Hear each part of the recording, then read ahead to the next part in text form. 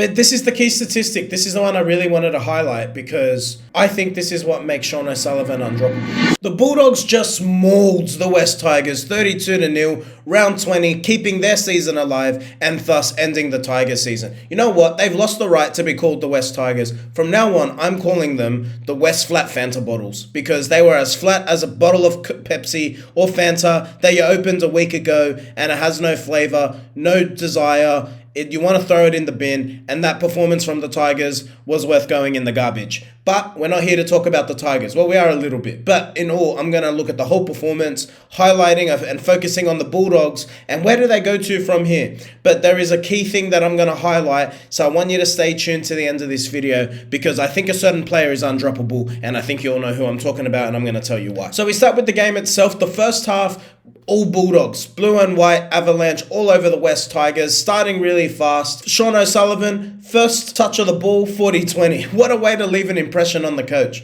Gets the Bulldogs down the opposite end. The Bulldogs thought they scored, but Josh Curran had touched it, unfortunately. That's all right, that happens. Not too long later, Lachlan Galvin, Bulldogs back on the attack. Galvin putting in a nice scrubber kick. He likes to do this kick for himself, doesn't he? But he gets others involved sometimes. Josh Curran gets on top of it. His first of 2 tries for Josh Curran, and the Bulldogs were on their way. Jethro Rinakama scoring a really nice try. The play on the left-hand side was something to absorb. It was a scene for sore eyes. It was just absolutely, it was cinema.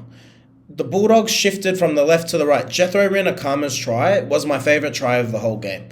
I love that the ball shifted and the amount of quick hands involved. It was O'Sullivan to Kikau, Kikau to Tracy, Tracy to Burton, Burton to Rinakama. The quick hands, like they couldn't miss a beat there. If anyone was delayed by half a second, the try doesn't get scored. I love this precision attack, and it was the most crisp that left-hand edge has looked all season. Yeah. Anyway, I'm gonna hold the lid until I get to my point. Just let me get through the segments of the video. The second half was more interesting. The Tigers started with a lot more possession. They asked a lot of questions of the Bulldogs attack. And let's not forget that the Tigers had their full complement in terms of their spine available. They had Api Coruscant, they had Jerome Luai, world's biggest halfback, and Adam Dewey, and they had Jareem Buller on the back. But the Bulldogs answered every question that they had. And the Tigers targeted Jethro Rinakama time and time again after his poor first half last week. And I want to give Jethro a whole bunch of credit here. He bounced back in fine form. He bounced back in a way that you expect.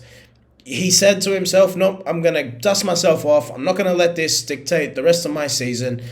And credit to him. He vindicated the coach in his selection because Jethro, I thought, looked unbelievably confident. He was attacking balls to the point where we were putting up bombs for Jethro Rinakama to attack. And he succeeded on a couple of occasions. Awesome to see. Well done to our flying Fijian. He ran for over 190 meters. He made plenty of tackle busts. He was great, but crucially, error-free. It's what you want to see. Well done, Jethro. And I hope it's a first of many successful days as a Bulldogs player. Matt Burton had his best game at left centre as well, scoring a really great try in that second half.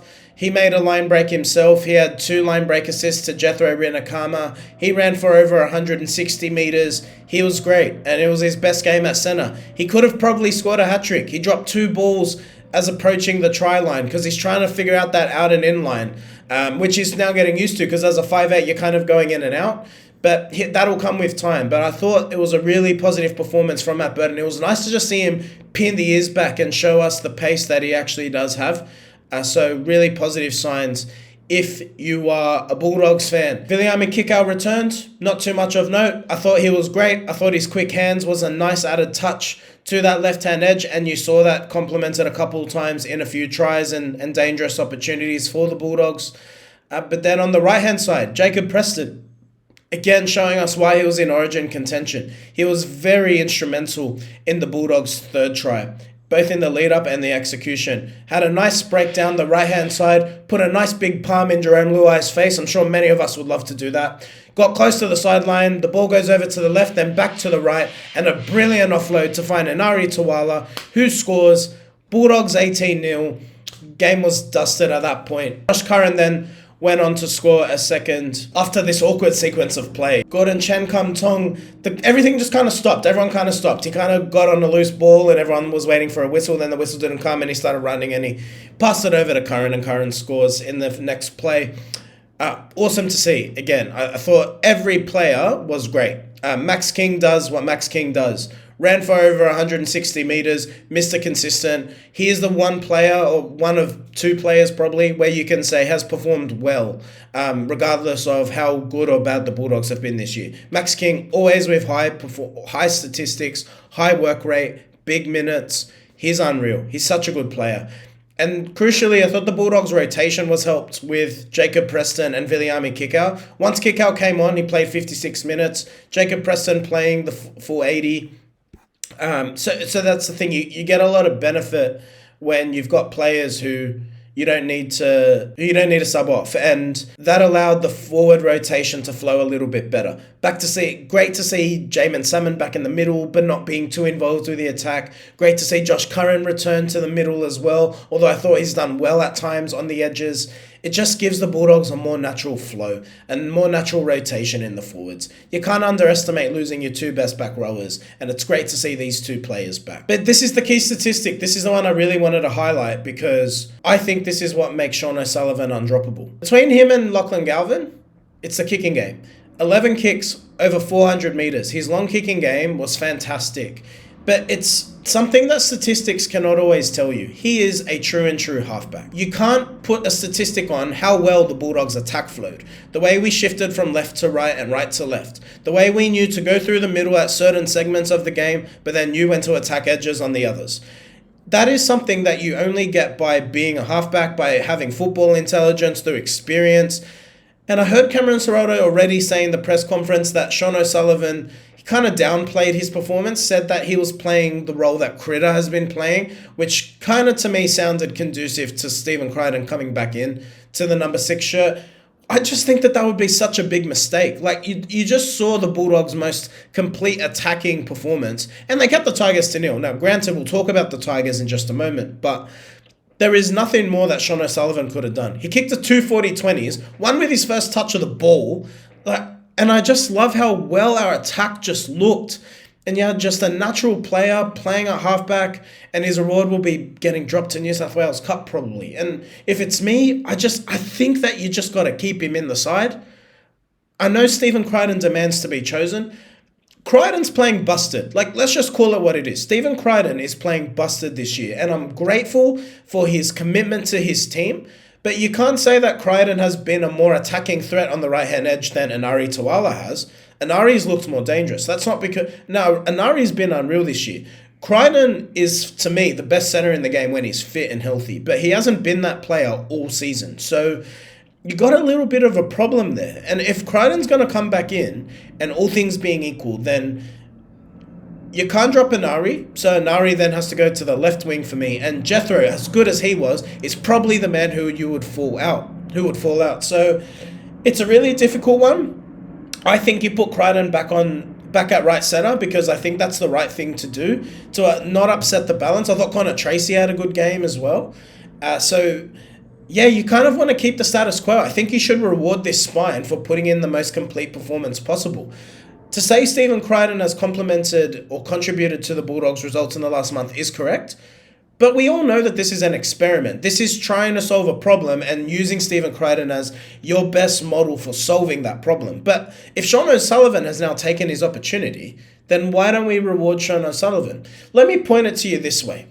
If Mitchell Woods debuted today and put in the performance that Sean O'Sullivan put in, do you think Mitchell Woods would be dropped for Stephen Crichton? I think we know what the answer is, but I think because of the narrative around Sean O'Sullivan being that he's a journeyman, he will sign to be a reserve grade player, we've got an easy out to drop him back to reserve grade, and I just would like to see him not dropped. I really would like to see him stay in first grade. I just thought the compliment to the team with him starting was just so good, and I really would just like to see that continue, but I don't think it's gonna. Sorry, Doggies fans. Anyway, a complete performance. Let's talk about the Tigers for a moment.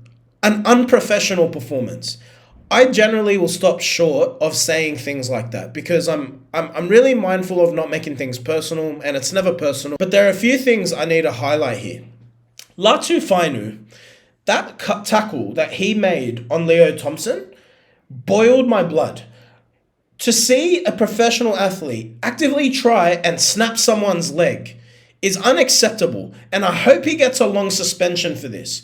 For the guys who grew up playing rugby league, that's what's known as a tradition. That's almost like a grass cut tackle, where you attack the player knee or below, you with your shoulder, with an active effort to try and break his leg. Honestly, I think that that's what he did. The sin bin was justified, and he needs a long suspension to think about what he's done.